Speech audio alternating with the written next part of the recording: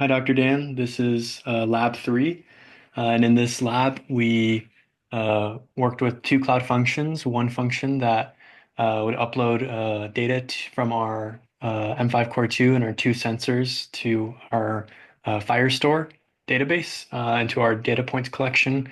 And then we have another cloud function that we built that pulls that data from Firestore and displays it on our M5 Core 2. And we'll go ahead and walk through our code, and Michael will start us off.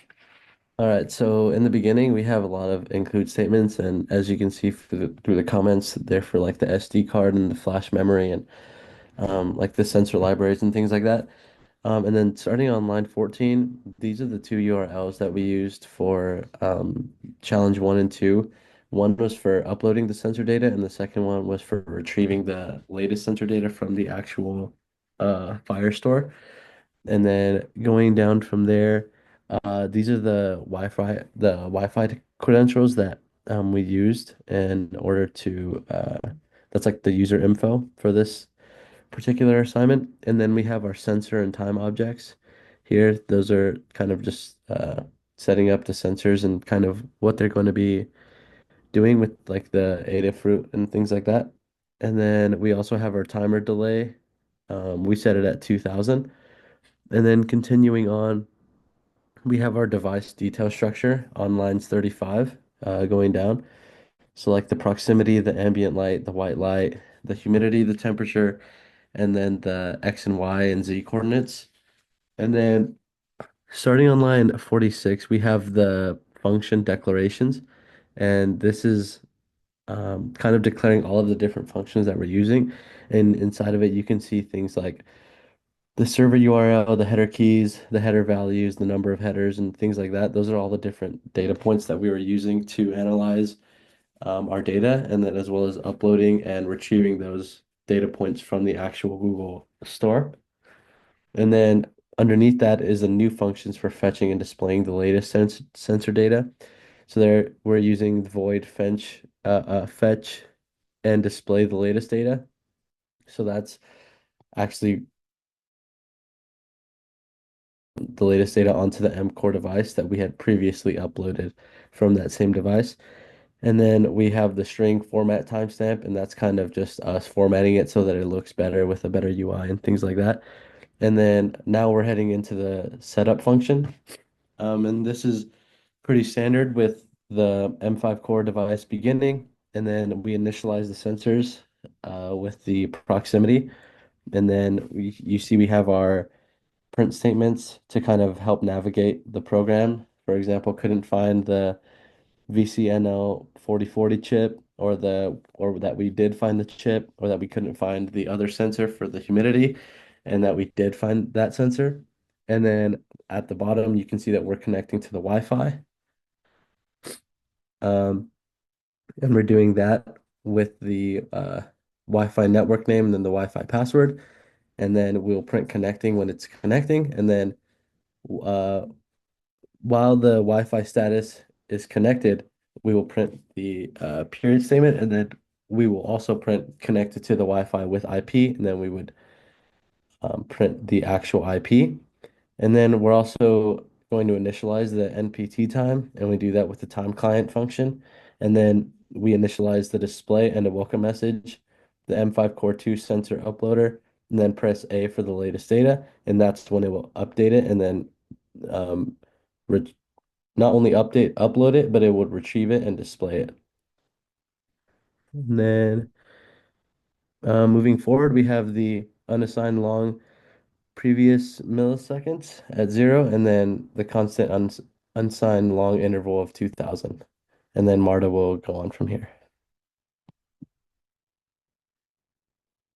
Okay, so I'll talk about our void loop, where here we are constantly updating our LCD, and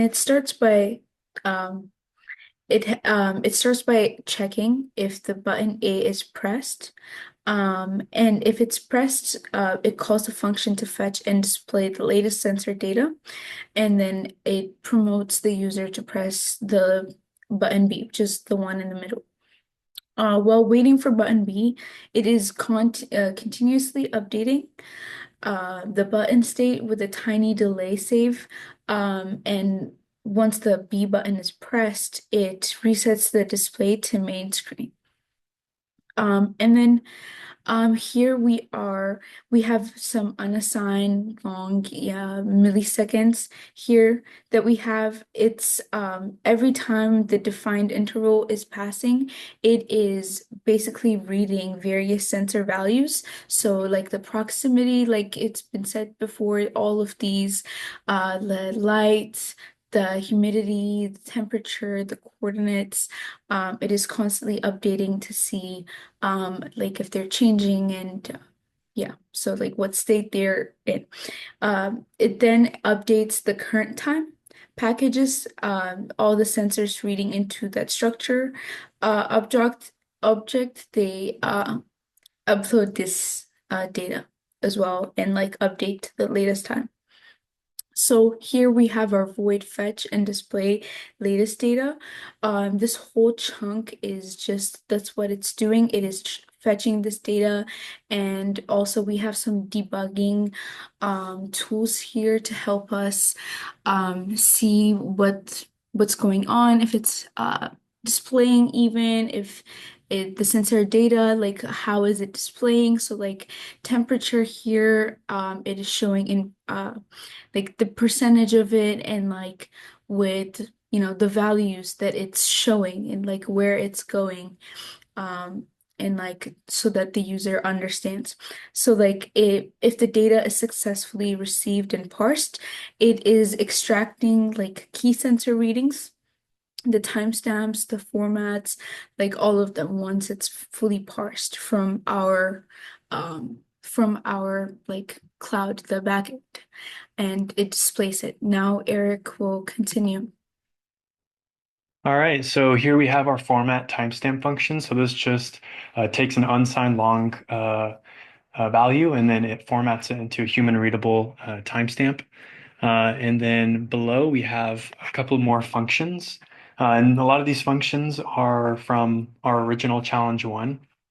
So Marta, if you just scroll down a little bit. So here we have our HTTP get with headers function. So this just performs an HTTP get request with our custom headers that we define.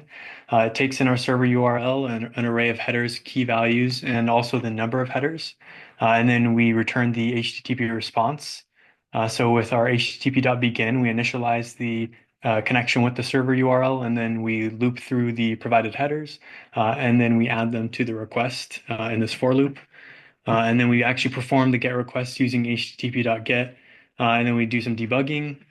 And then below that, we have another function, GCF get with header. So this function performs a get request using our generated custom header, which is defined as M5 details. And then it calls our other function, generate M5 details header, to build the actual header value from the specific details from our device. So I'll go ahead and walk through our generate M5 details header function. So this essentially generates a JSON formatted header string using our device details. And then it also organizes the data into nested JSON objects for our different sensor details. So we have our VCNL details, and we go ahead and add those specific sensor values. So like our proximity, our light, our ambient light, our white light. And then below that, we have the same thing for our SHT sensor. And then below that, we have our accelerometer details. And then we also convert all of that to milliseconds with our capture time and then our user ID as well. And then below that, we have another function, HTTP post file. So this just performs a post request with our headers, and then it sends a file from our SD card. So this is like an optional thing that we can do if we set our Boolean at the very top to true. And then if we go down to our next function, we have our GCF post file function. So this just posts the file to the server with our custom headers.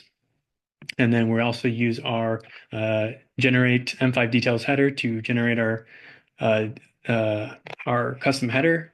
And then we attempt to send the post request using our HTTP post file function. And then we have a while loop that just tries the post request, and it tries it up to 10 times. And then if not, we respond with an error code 200. And then if we go down a little bit, we have our write data to file function. So this just writes binary data to a file on the SD card. And it generates a new name using the next file number from our EEPROM. So this is just whenever the battery dies. And it writes the data to the file, and then it updates the EEPROM, and then returns the file path. And then if we go down to our next function, we have our get next file num from EEPROM. So this just still works with the EEPROM. We just read the next file number from it, and then we increment the number that's stored at address 0, and then it returns it. And then below, we just have two helper functions that convert from Fahrenheit to Celsius and vice versa. And I think that's about it. Yeah. Thank you, Dr. Dan. Have a great day. Have a great day. Hi, Dr. Dan. This is our wait, sorry. What project is this? That's funny. We should add this to like bloopers. Bro, blue